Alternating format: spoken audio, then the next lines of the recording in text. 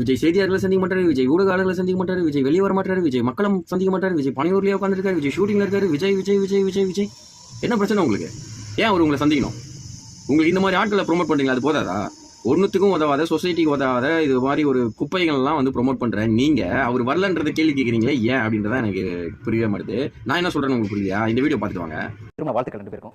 சந்தோஷம் சார். எப்படி நடந்துச்சு இந்த மேஜிக்? யாரு முதல்ல சொன்னது காதல? என்னோட கணவர் அரசு திரும்ப வந்ததுக்கு அப்புறம் நான் கல்யாணம் பண்ணிக்காம எப்படி இருக்கிறது? ரோகிட்டே இல்ல, என்னோட கணவர் அரசு தான். நான் போட்டு போஸ்ட்ல பக்கட சமுதாயத்துக்கு, இந்த குப்பை சமுதாயத்துக்கு லைவா வந்து செயல்பட்டாதான்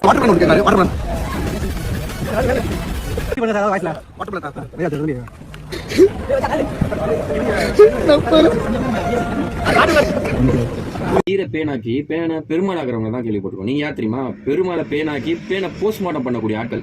நம்ம இதெல்லாம் பார்த்துருக்கோம். உங்களை ஆல்ரெடி மறந்துட்டீங்களா? இதை பாருங்க. நீங்க வாங்க வாங்க, ஏன் பயப்படுறீங்க? வாங்க, நான் அடிக்கல மாட்டேன். வாங்க, இந்த கேள்வி நீங்க ஜெயில போய் கேட்க முடியுமா? கேட்க மாட்டீங்க. பயப்படுறீங்க. பத்திரிகைகள் எப்போ ஆளுங்கட்சிக்கு பெரிய கேரளா சால்றா போறீங்க. ஜிங் சக் ஜிங் சக் ஜிங் சக் ஜிங் சக் ஜிங் சக். என்ன பயல கல்தி கட்டியா வந்து? இல்ல ஒரு பக்கம் தானே காட்டுறீங்க, மறுபக்கம் காட்டினா தெரிஞ்சிருக்கும்ல. ஏய், என்ன லேடிஸ் பக்கம் போய் எப்படி போறது? தேவையில்லாம் சொல்றோம். கமெண்ட் கமெண்ட் தூக்கி அடிச்சிரமா. உடனே பாத்து பாத்துறீங்க. ஏடா சும்மா சும்மா அவட என்ன கொம்பா மறந்துட்டாரு. இந்த ஒரு நிமிஷம் இருங்க. இப்படி சத்தம் போட்டுட்டு இருந்தா ஏய் யா மனித உயிர் அவள கலவ மச்சான். பாக்குறதே அவள கலவ மச்சான். பாத்தீங்களா? நீங்க ஒண்ணுமே இல்லாத ஒரு விஷயத்த கட்டம் கட்டி பிட்டா போட்டு ஒரு நல்ல மனுஷனை மொத்தமா சோழியை முடிச்சே விட்டீங்க. அவர் இருந்திருந்தா தமிழகத்துக்கு, தமிழக மக்களுக்கு ஒரு நல்ல முதலமைச்சர் கிடைச்சிருப்பாரு. அதை கிடைக்காம விட்டதுக்கு முழு காரணமே நீங்க மட்டும்தான்.